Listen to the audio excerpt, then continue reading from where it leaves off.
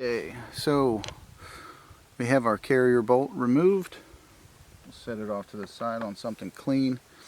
And now we're going to go ahead and look through the actual barrel, and we can see our target downrange at about 100 yards. So we're going to make some adjustments to the scope so that way the scope is looking directly at the target. And it looks like it's already pretty close, so we'll go ahead and take off our little covers and let's go ahead and make the adjustments, of course, as needed until our crosshairs are directly dead center on the target.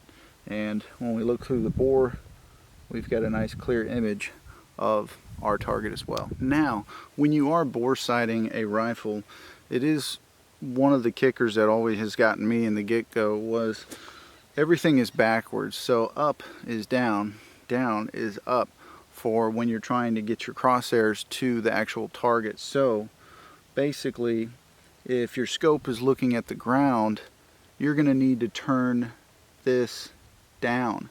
So now that the target is lined up, we have the target and we can see it clearly through the bore of the barrel. Our scope is pointed directly below the target. So in order to get the crosshairs on the scope to come up, you would think we would turn it to where, you turn it with the directions. It says turn to the left for up.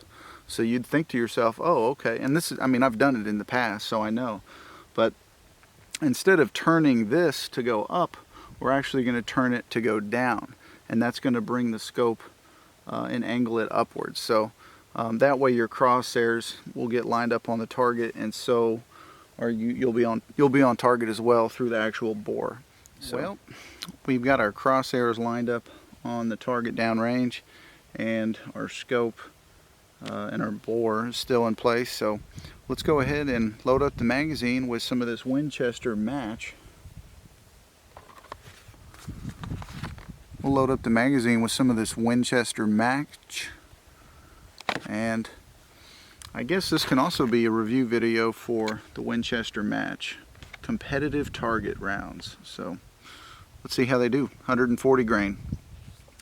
We'll go ahead and get the bolt back in place.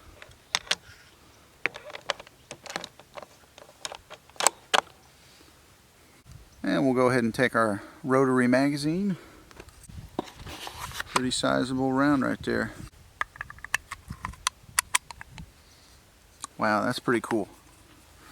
So this is actually pretty nifty. The way this rotary magazine works is it has this little just this little lip clip inside that has a spring on it, and you'll take the back side of the cartridge and line it up on that edge and just push down into it and just load it almost like a handgun. Okay, so at this point I ran out of battery on the video camera. I unfortunately wasn't able to get any footage of me actually firing off the 6.5 Creedmoor, but it did have a noticeable little kick to it. Not nearly as bad as my 270, but still a powerful round nonetheless. So as you can see in the photo here, I began hitting the target downrange on the left-hand side and found myself working over to the right. I managed to get a decent little grouping, about an inch and a half. I'm not going to sit there and try and hype it up to be any more than it was, but we were able to get the 3 rounds in the red for the most part. That one just on the right there, it caught right on the edge, but hopefully I can do some more shooting with this gun with some precision targets and we can dial it in a little bit better. But for the most part, I think this demonstrates what I was trying to achieve. At 100 yards, we were able to get the groupings at about an inch and a half. Still not the greatest marksman that I'd like to be, but that'll work. I hope you guys enjoyed watching this video. If you do like these types of videos, feel free to give us a like, a comment, or if you haven't hit that subscribe button already, feel free to do so. But I'll leave it at that, guys. Thanks for watching. Appreciate you taking the time to give it a like and a video watch. And we'll catch you next time. Bye-bye.